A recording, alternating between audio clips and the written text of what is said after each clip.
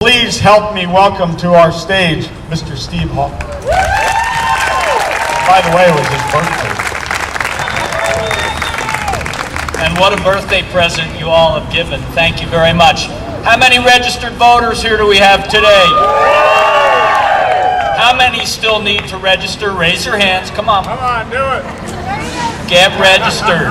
Vote. $100 million. $100 million.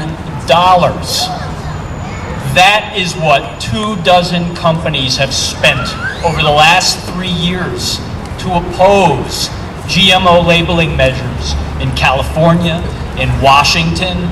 They're suing Vermont because they passed the first no strings attached GMO labeling law. $100 million. And in our country, that's now considered free speech. This is free speech. Money is not free speech, but get ready, Colorado, because they're going to spend a lot of money here making you doubt yourself, making you think that maybe GMOs don't need to be labeled because, well, heck, it's our entire food system now. Well, they've done that over 20 years with no label. You know, we have voluntary labeling in place in the United States. Do you know how many companies voluntarily label for GMOs in this country? Zero. Do you know how many? Zero. There was one back in 1994. They came out with that Flavor Saver tomato that tasted like crap. It was only so that it would have longer shelf life. And they proudly labeled it GMO tomato. How many people bought it? How many people bought that tomato? None. They took it right off the label, and they have never labeled a GMO product since. You know, infant formula, moms who buy baby formula, it's not labeled. It's full of GMOs. From corn, from soy, from cottonseed oil, from all the derivatives of corn and soy, GMO sugar beets, etc. When moms choose infant formula for their kids, don't you think it should be labeled? I think it should be labeled. I'm doing this for moms and kids. Now, I had the great pleasure, because I've been in the organic industry for 30 years. And why? Because my research for grad school was about working with the most toxic pesticides.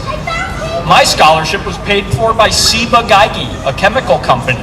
But what I learned, and then one day I found the Organic Gardening Encyclopedia by Rodale Press. It changed my life, because I was helping other gardeners, and the only recommendations that I could ever make was pesticides, use diazinon, use malathion, use 7, which is incredibly toxic for bees. Then I got the Organic Gardening Encyclopedia, and I realized, you know, there are other ways besides toxic synthetic chemicals.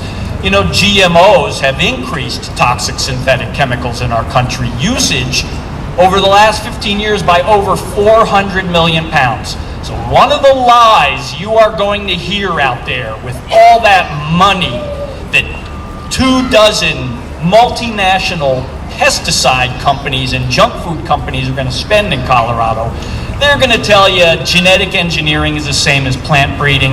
That ain't true. Andy Grant can tell you he selects the best plants over time that perform in nature. He doesn't take a shotgun in a laboratory and shoot the DNA of a bacteria into the middle of the DNA of a plant so that it makes its own pesticide, which is now getting into pregnant moms and into fetuses. Something the biotech industry said would never happen. Well, it's happening, and that's why we think there's enough risk out there that consumers have the freedom and the right to know. We as Americans deserve the right to know. Now, I had the chance to work on Prop 37 in California. I had the chance to work on I-522 in Washington. They were heartbreakers. We lost by 2 percentage points, even though we were outspent like 5-1. We're going to get outspent like crazy in Colorado. They're going to pour the airwaves full of lies. They're going to tell you the bill is flawed. The bill is not flawed. What's flawed is the fact that they're trying to deny consumers the right to know how their food is made by spending millions and millions of dollars. Well, why can we win in Colorado? Dave said it. We're smarter here. There's more college-educated people in Colorado who are not going to buy this corporate bullcrap. And that's what they're going to tell you. They're going to make you think you don't need to know. Do we want the right to know how our food is made? Do we want the right to know how our food is made? Then, as my friend Gary Hirschberg says, just label it. Thank you very much.